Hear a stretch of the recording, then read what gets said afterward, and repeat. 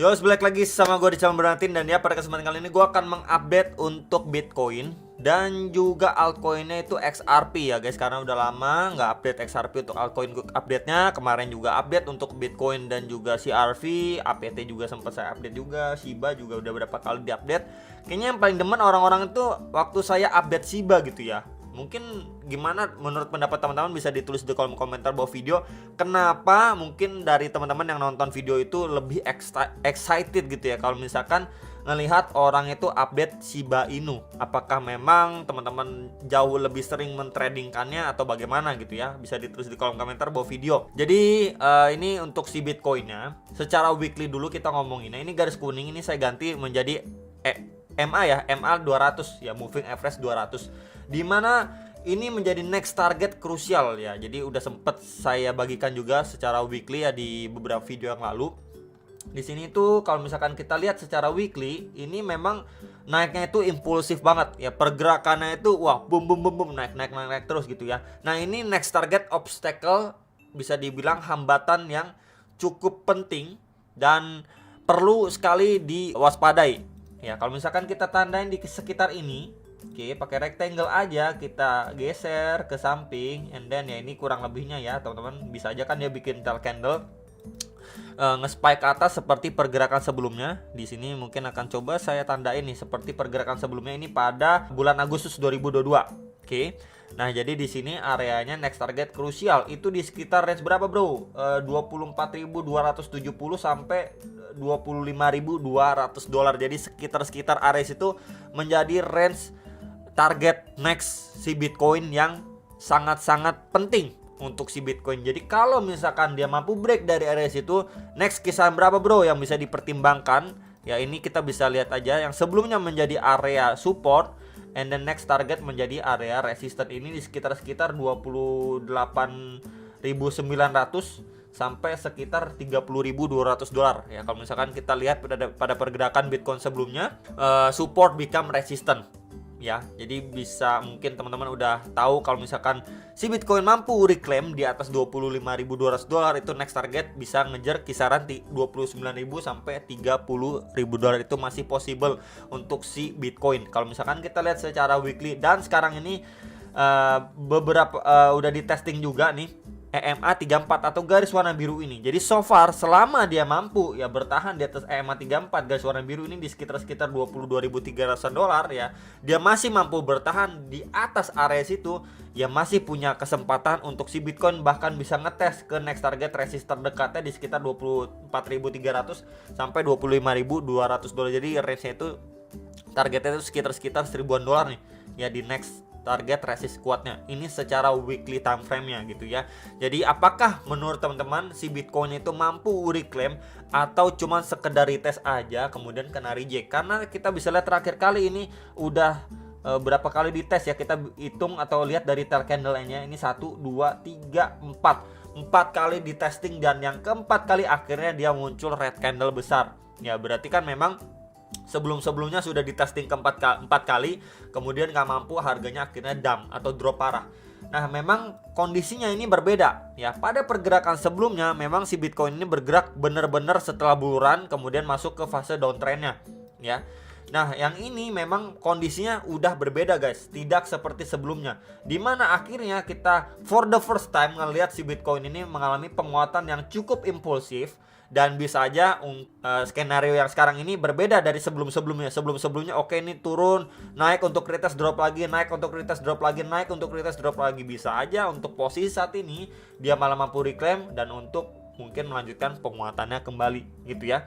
Dan ya belum bisa juga dikatakan ini apakah awal dari bull run dan lain sebagainya, mengingat the Fed itu belum pivot dan masih akan terus menaikkan suku bunga ya. Kemudian juga konflik-konflik di beberapa negara yang kemarin juga sudah dibahas itu masih berjalan gitu. Jadi so far kalau misalkan kita mengharapkan atau udah bilang wah ini kayaknya udah awal bull run, ya menurut saya masih belum dan terlalu dini. Tapi ya nggak ada salahnya mungkin buat teman-teman yang sudah akumulasi waktu kemarin drop ya di kisaran 18.000 atau bahkan di sekitar 16.000 sudah melakukan akumulasi, ya sudah, ketika memang harganya itu udah in dan perlahan naik, kalian mau melakukan aksi cicil jual dan lain sebagainya, itu nggak masalah ya teman-teman. Balik lagi, tergantung dengan trade plan kalian masing-masing dan juga analisa kalian masing-masing juga mau make decision seperti apa. Apakah kalian mau menambah penguatan ketika memang harganya sudah koreksi lagi, atau memang yang kemarin-kemarin sudah diakumulasikan kalian baru akan melakukan aksi cicil jual,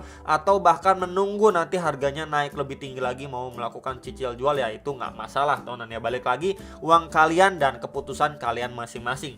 Oke, next ini untuk secara daily time frame si Bitcoin, kita bisa lihat ini benar-benar berangsur-angsur lanjut naik aja, sama seperti pergerakan sebelumnya, sideways aja kemudian dia lanjut naik. Di sini juga sideways aja kemudian dia lanjut naik. Cuman yang menariknya di sini adalah kelanjutan naiknya aja tidak sesignifikan sebelum-sebelumnya nih guys. Ya, tuh. Ya, jadi memang next target resist itu udah deket banget. Kita bisa lihat sebelum-sebelumnya di testing di sini. Jadi ya udah benar-benar deket dengan area krusialnya, di mana juga mengingat tanggal 1 itu ada 1 Februari itu ada meeting The Fed, dan juga tanggal 2 itu ada kenaikan suku bunga. Jadi memang udah istilahnya deket dengan tanggal penting dan juga deket banget dengan resist kuatnya. Gitu ya. Jadi apakah kali ini si Bitcoin mampu reclaim ya, atau memang nunggu sampai speech-nya ataupun meeting The Fed dan juga kenaikan suku bunga baru market bisa bergerak sesuai hasil rapat dan sesuai hasil kenaikan suku bunga. Nah, kalau misalkan kenaikan suku bunga itu bahkan sampai 0,25% aja, market mungkin sangat-sangat possible untuk reclaim kemudian melanjutkan penguatannya. Tapi kalau misalkan tidak sesuai yang diharapkan dan The Fed itu hawkish lagi, malah bisa aja dia naik cuman retest kemudian memasuki fase koreksi yang besar. Karena kita bisa lihat pada pergerakan-pergerakan sebelumnya pun naiknya itu impulsif gitu ya. Belum kita lihat koreksi yang lumayan, dia cuma sideways kemudian lanjut naik aja. Oke, jadi itu sekilas untuk secara daily time frame-nya. Kemudian juga ini untuk RSI-nya pun ya sebentar nih saya hapus dulu ya. Untuk RSI-nya pun ini berlawanan ya guys dari pergerakan si Bitcoin-nya di sini untuk bagian highest-nya sama untuk RSI-nya gini. Jadi ini di sini adanya bearish divergence ya. Jadi balik lagi kalau misalkan pun market atau price-nya ini masih strong walaupun ada bearish divergence berkali-kali, ya itu nggak ngaruh-ngaruh juga gitu ya. Palingan sama seperti sebelumnya, bisa aja dia cuma tersideways atau bahkan cuma ngetes aja nih di area resist sebelumnya yang di flip menjadi resist support di sekitaran 22.300, 22.500 gitu ya. Palingan bisa aja dia cuma ngetes kisaran situ sideways sampai nanti nunggu The Fed meeting sama kenaikan suku bunga gitu ya. Karena memang kita bisa lihat penguatannya pun masih cukup kuat. Cuman ya balik lagi harus berhati-hati, dan balik lagi kalau misalkan mungkin buat teman-teman yang mau lebih menunggu ya, lebih sabar lagi ya, menunggu waktu dia masuki fase koreksinya, atau at least bahkan ngetes aja nih di area yang tadi sudah saya sampaikan terlebih dahulu. Tapi kalau misalkan area itu dijebol, next target kisaran berapa bro? Secara daily-nya di sini. Ya, ini di sekitar 21.100 sampai 21.600-an dolar ya. Jadi bisa dipantau untuk 2 key level untuk si Bitcoin secara daily time frame. Next ini untuk Bitcoin ya secara hourly. So far secara hourly ini coba saya bagikan sedikit ya. Ini untuk bagian bawahnya ya, layer bawah ketika dia sideways ini akan coba saya ganti dengan warna hijau. Kemudian untuk bagian atas ya di sini ya, teman-teman di sini coba saya bagikan atau sharingkan di sebelah sini. Oke, dengan box warna merah. Nah, jadi kita bisa lihat ya ini cukup lama dia sideways di sini. Kemudian untuk bagian bawahnya ini di sekitar 22.300 sampai 22.500, bagian atas itu di sekitar 23.300 sampai 23.500 dolar lah ya, sekitar area situ. Dan sekarang ini kita bisa lihat terakhir kali ini sempat false break. Oke. Di sini juga kita bisa lihat ya, dia naik kemudian mendapatkan rejection dan drop signifikan. Nah, sekarang yang perlu dipantau adalah dia kan memang sudah drop nih teman-teman ya, bahkan ngetes lagi di area demand terakhirnya dia sebelum harga ngangkat nih. Mungkin akan kita lihat untuk lebih detail lagi guys. Nah, di area sini. Nah, di kisaran sini ya kita bisa lihat dan mendapatkan reaksi nih.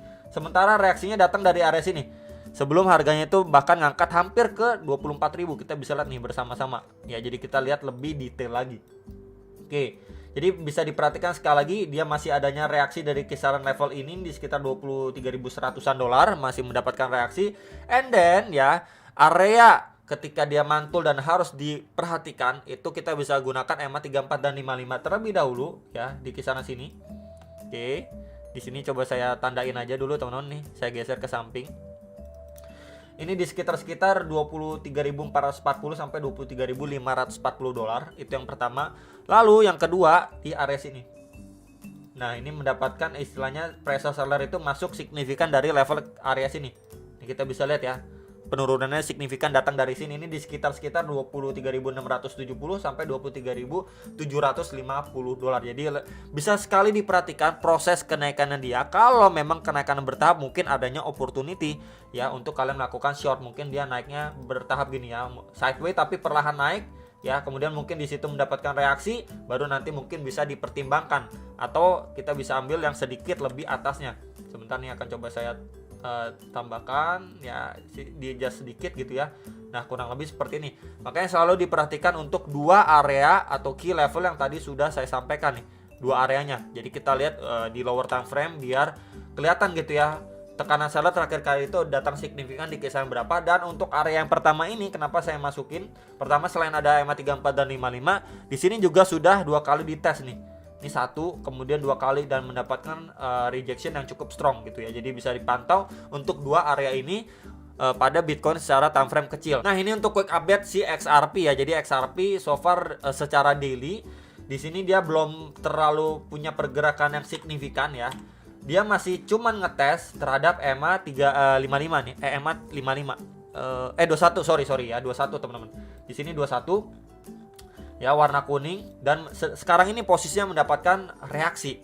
Jadi so far kalau memang si XRP ini masih mendapatkan pemantulan, at least yang mungkin kita bisa ekspektasikan dia hanya bermain di range box merah ini ya. Ini di sekitar 0,3955 sampai di sekitar 0,4165 dolar, sekitar range area sini yang sebelumnya dia menjadi resisten dan sekarang ini masih di testing ya, belum benar-benar mampu di reclaim. Karena kenapa ya, setiap kali dia mampu ataupun setiap kali dia mencoba reclaim and then akhirnya itu harga terdrop kembali atau tertekan kembali, masuk kandang lagi, testing lagi ke kisaran 0,39 0,4 dolar ya gitu ya.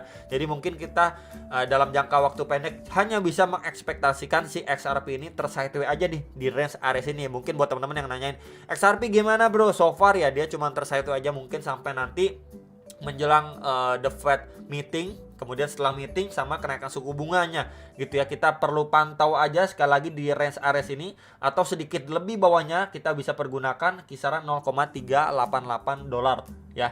Nah, kemudian kalau misalkan dia oke ya, dia sideways, kemudian kita nunggu ternyata harganya itu drop. Nah, drop bahkan jebol terhadap EMA 21 dan 34. Next area yang perlu dipantau di kisaran berapa bro untuk si XRP?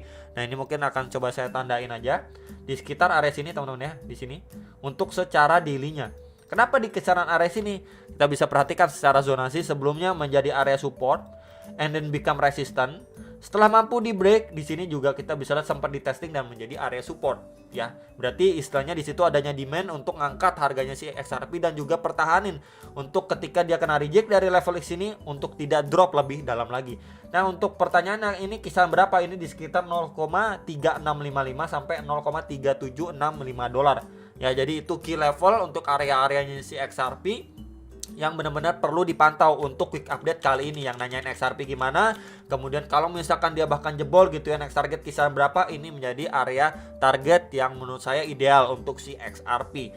Nah, kemudian sedikit tambahan lagi ya teman-teman, kalau misalkan dia nggak jebol, kemudian dan skenario nya dia cuman tersideways aja nih di range yang tadi kita sudah bicarakan, next target kisaran berapa di box biru ini di sekitar 0,4366 sampai 0,4585 dolar yang sebelumnya menjadi area resisten, support, and then resist lagi ya. Jadi itu aja teman-teman untuk update si XRP, semoga bisa bermanfaat dan membantu. Sampai jumpa untuk next video, sam profit.